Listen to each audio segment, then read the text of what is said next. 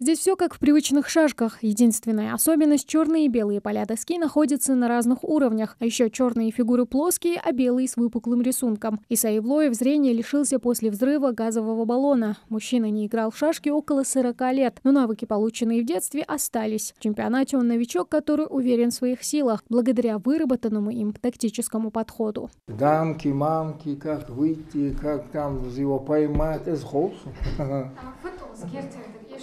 А?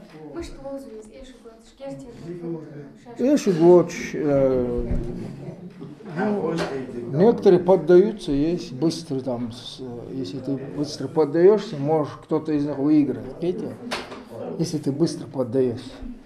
Отдаешь быстро, раз, съедает, все, он может любой из них выиграть. Петя? Там варианты много есть. И таких, как Иса, в Ингушетии более 4000 с различными заболеваниями зрения, из которых порядка 300 не видят вовсе. Игра по памяти или на ощупь. Свои ходы спортсмены продумывают в уме. Продумывать с памяти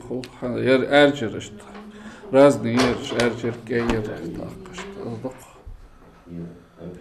памяти продумывать туда им третий, первый хамус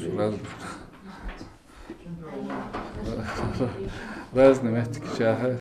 Не развлечения ради. Для Алихана Хамхоева шашки и шахматы — это прежде всего возможность развивать свою логику и память. В открытых чемпионатах Ингушетии он участвует уже 3-й год подряд. Для меня, как человека, который ставит во главу размышления, мысли, что человек должен думать и размышлять, шашки являются таким принципом, что ты учишься думать, просчитывать свои ходы наперед. Это полезно и в повседневной жизни, потому что мы, как мусульмане, должны думать о каждом нашем шаге, о последствиях наших шагов.